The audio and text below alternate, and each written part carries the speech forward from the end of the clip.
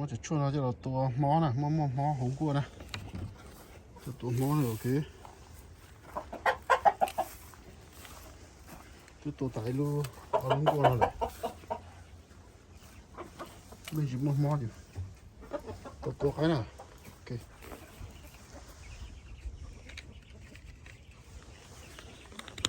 thành chua đi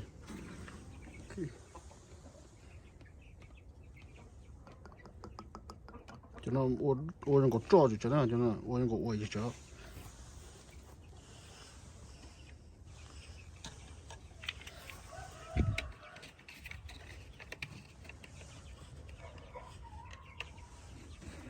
ít xong giờ cho chân tôi nào tôi tối lửa cho nó đứt bó cho nó ô tê đứt bó của đứt bó rồi cho nó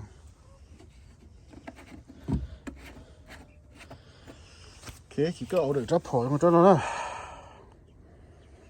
trap phổi luôn đi cho nó này ok rồi để ta tuột đi nè rồi ta tuôn chưa lâu cho nó ok tầm mẹ cho giờ cho giờ này một xả luôn đi chỉ ba củ lo liếu cho giờ này ok đó là giờ cho nó bật đi rồi nó nè nó bật rồi nhá nó ok cái túi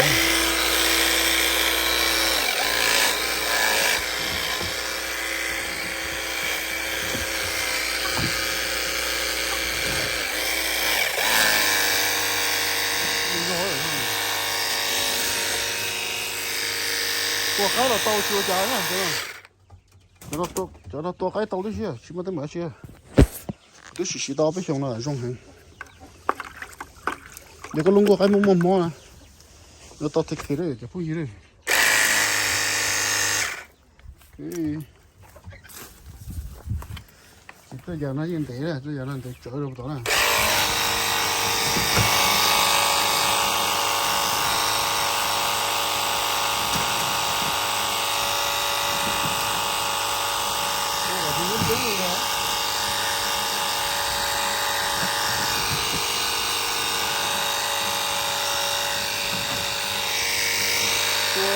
tôi phải để nó chung đi cái táo đấy này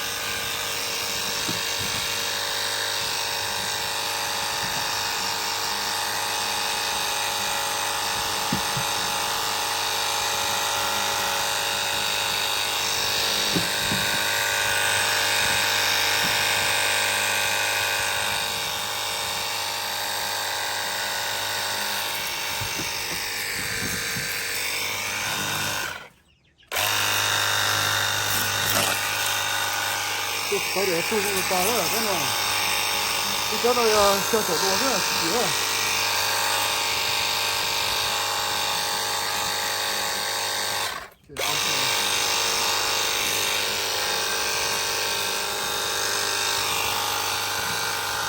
nó cái xuống đấy nó đây cho cái sợi là cái xuống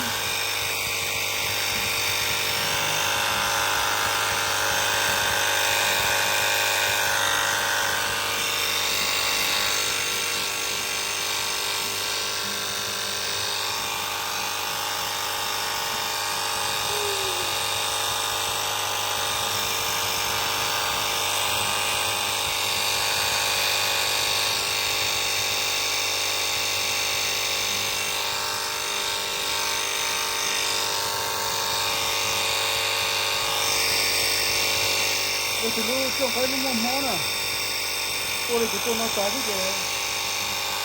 trên khỏi ít chừng chỉ nó mỏ rồi tôi nó cái chỉ tôi là miếng đúng à cho nó biết được phải là chưa trái rồi nó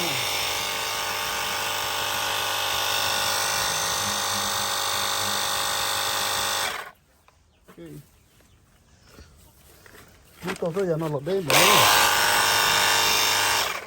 nó chỉ một cái gì thì thế thì phải trung trung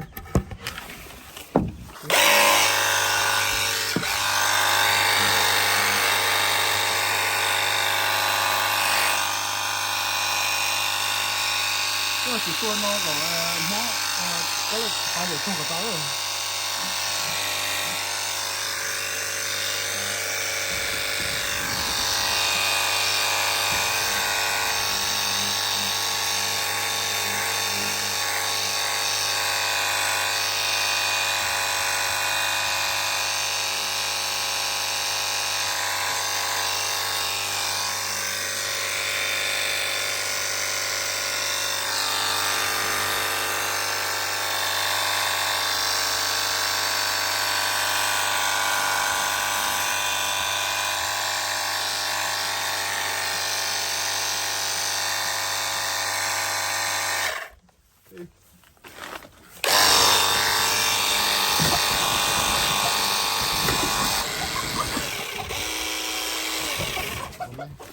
xoay tao hiểu vậy đấy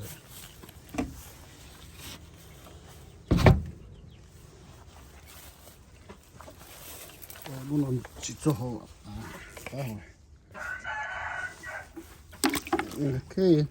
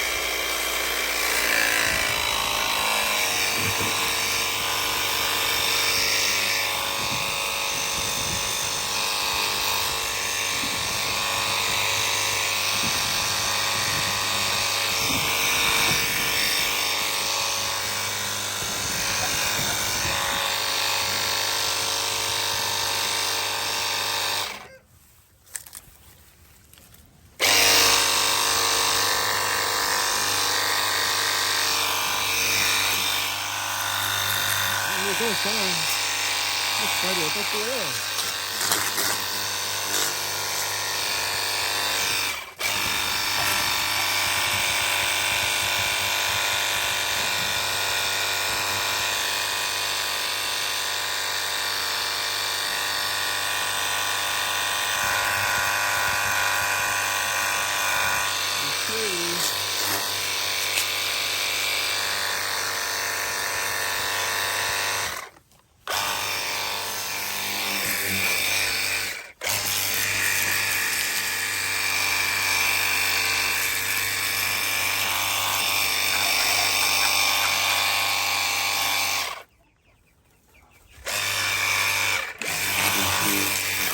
또 그런 샤워 좀 해야 되잖아. 스파이더 해쳐 불러야 되잖아. 또 넘버 2.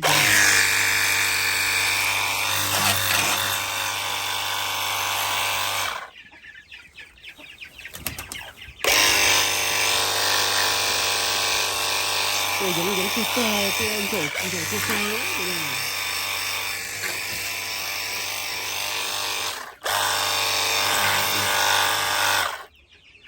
오케이. 하이다 시대 뻔히 나서네. 야, 이거 좀 가야. 이거 샤로 뭐. 여기 또 이제 통화를 해. 이거 넘버 2야. 이거 넘버 1이야. 오케이.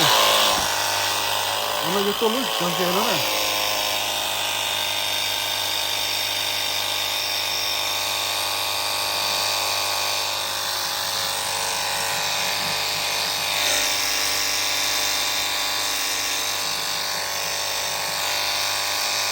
또를 잠깐하고 오후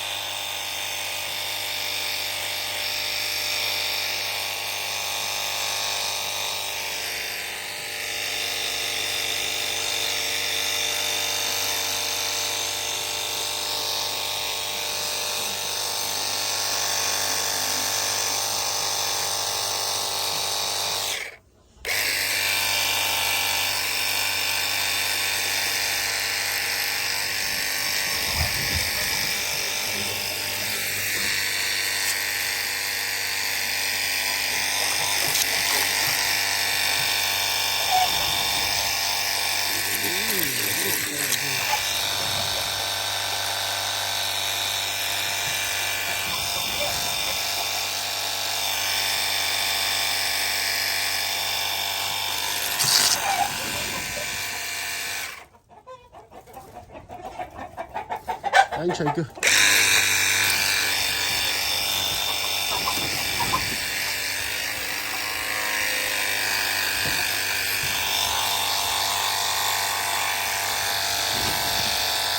cái này khai hết của họ tua thế kìa cái khai ơi cái gì đây